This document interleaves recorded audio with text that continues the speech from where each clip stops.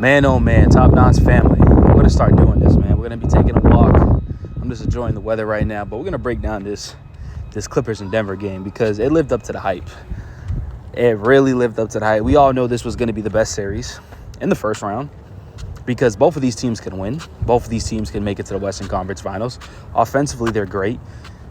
For Denver, defensively, they're terrible. But Clippers, they're great offensively and they're great defensively. Now, if you want more of these videos, let me know in the comment sections. I'll definitely start breaking them down, right? So the first quarter, it looked bad for Denver.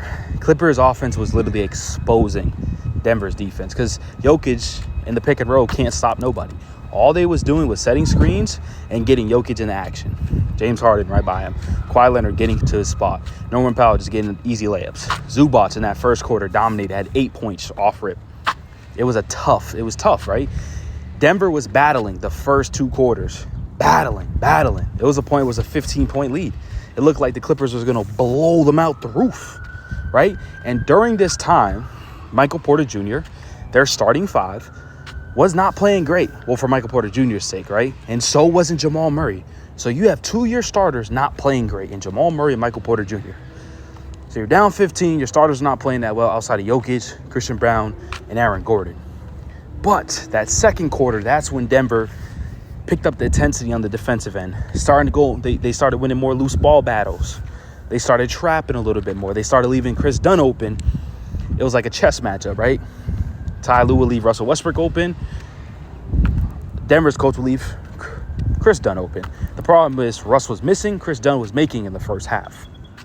But I still think that's a level you have to go to stop this Clippers offense, right? Because the James Harden and Zubac pick and roll is unstoppable. Kawhi Leonard can get to his spot. Norman Powell can get to his spot, right? Their offense is tough. One thing that lacked from the Clippers, which I thought they had advantage, was their bench unit. Their bench unit didn't really play that well. And if their bench unit is not going to play that well, they're going to lose this series because they have the advantage over the Denver Nuggets.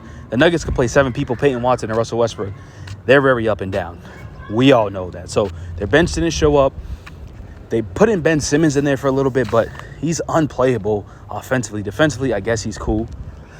One thing about the Clippers they have a problem with is when they take Zubac out, they go Batum, Ben Simmons to guard Jokic.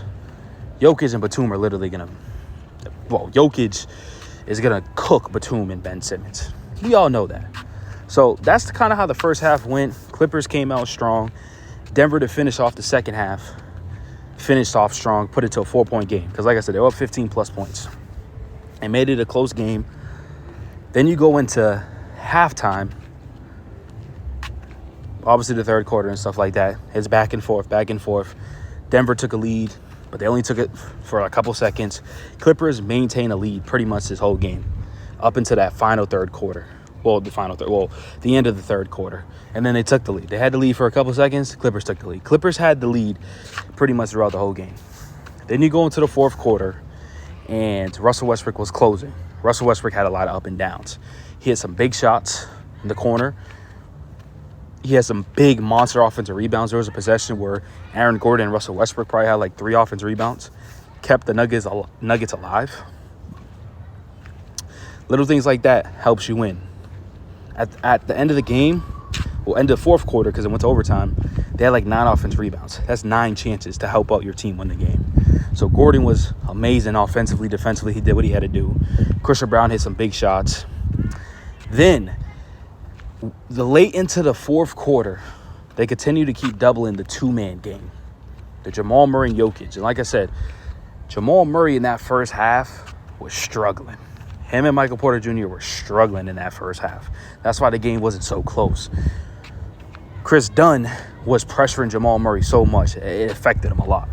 But in the second half, he started to play a little bit better. As you see right here, he finished off with 21, 9, and 7. But he wasn't efficient at all. He just wasn't. And that's something scary to worry about in the playoffs for the Nuggets. Because if he's not playing well, this series is going to be over. But either way, Nuggets found a way to win this game.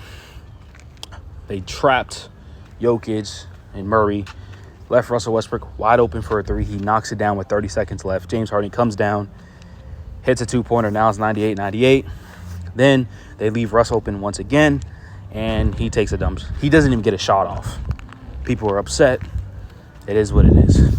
Going to overtime, Denver hit some shots, Clippers hit some shots. But Denver obviously hit more shots. They were hustling them, got more offensive rebounds, more chances, forced the Clippers to have 20-plus turnovers in a game where they were up 15-plus. That's just credit to the Denver Nuggets defense for playing more physical and showing pressure on James Harden and Kawhi Leonard. And Russell Westbrook, at the end of the game, they're up 3 points where the Clippers are passing the ball in.